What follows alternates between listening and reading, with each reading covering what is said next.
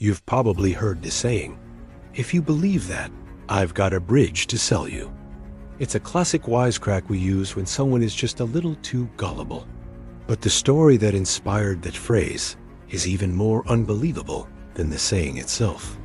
It's about a man who didn't just sell a bridge.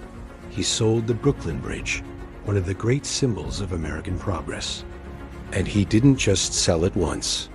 Legend has it he sold it over and over again for years. This is the story of George C. Parker and how he turned New York's most famous landmark into his own personal cash machine. The man and his times. To understand how a single person could pull off such an outrageous con, you have to picture the world he lived in.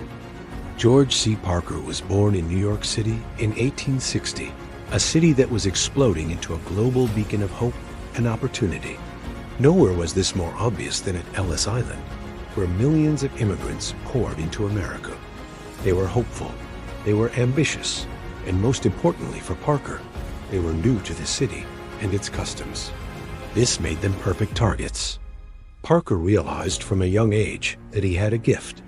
He was charming, almost hypnotic. He was always impeccably dressed. He spoke with authority, and he just radiated success. After high school, he started with smaller cons, sharpening his skills, but he saw his true calling in the grand landmarks of his city. Where others saw civic pride, Parker saw dollar signs. He figured he could sell anything with enough confidence. And he didn't stop at the Brooklyn Bridge.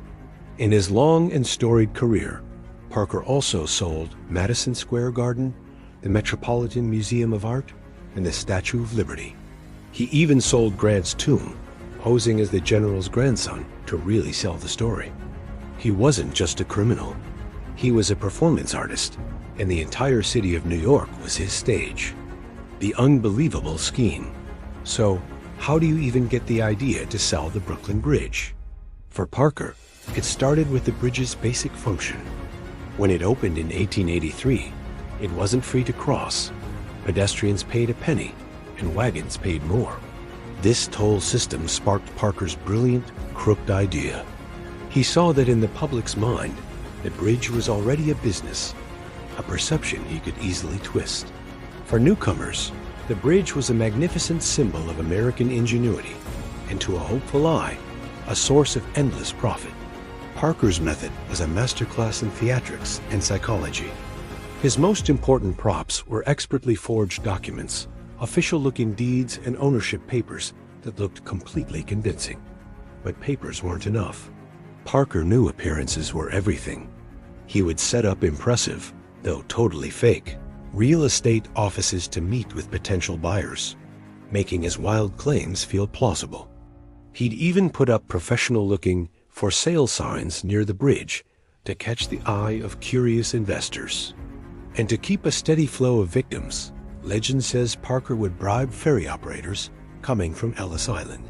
They would spot travelers with cash, spin tailies of a fantastic investment, and point them directly toward the charming owner of the Brooklyn Bridge. The sale. Imagine you've just arrived in America, ready to start a new life. As you gaze at the city's wonders, a well-dressed, charismatic man approaches you. He introduces himself as George C. Parker, the owner of that magnificent bridge stretching across the river. But he doesn't try to sell it, not at first. He just makes conversation, asking about your hopes and dreams. Then he presents an opportunity, a job running one of the lucrative toll booths on the bridge. For someone desperate to get started, this was a dream come true.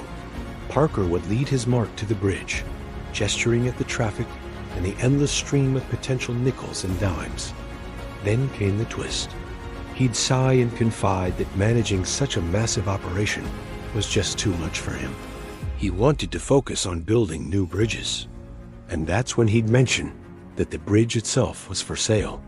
He wasn't just offering a bridge. He was offering a piece of the American dream.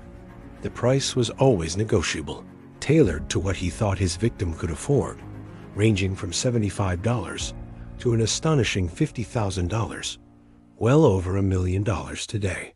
With the deal sealed and cash in his pocket, Parker would disappear.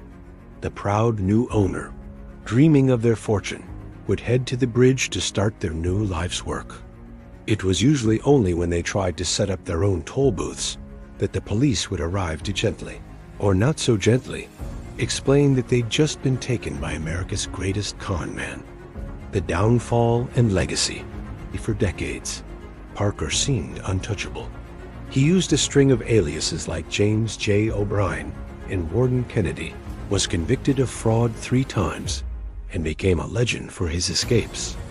One story claims he escaped from jail in 1908 by simply putting on a sheriff's discarded hat and coat and walking right out the front door.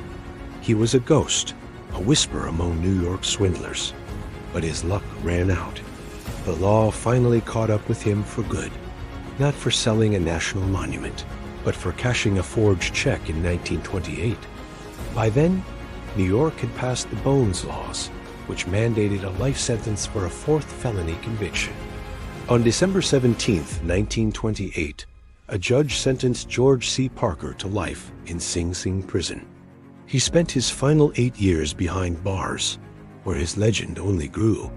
He became a folk hero to the guards and other inmates, who loved hearing him tell stories of his incredible cons. Parker died in Sing Sing in 1937, but his legacy is cemented in American slang. His incredible scams are the reason we have the phrase, "And if you believe that, I have a bridge to sell you," a timeless reminder of his audacity and the gullibility he so masterfully exploited. George C. Parker's story is a wild trip through a forgotten slice of American history, showing how charm and confidence can make people believe almost anything. If you enjoyed this look into one of history's greatest grifters, be sure to subscribe and hit that notification bell. In the end, George C. Parker wasn't just selling steel and stone. He was selling hope. He targeted people who came to America searching for a dream, and he sold them the most dazzling, unbelievable version of it he could conjure up. His scams were cruel, but their sheer nerve has made him an icon. His story is a hilarious and powerful lesson that skepticism is a virtue. And if a deal seems way too good to be true, it probably is. Because somewhere in the shadows of a grand promise, there might just be someone waiting to sell you a bridge.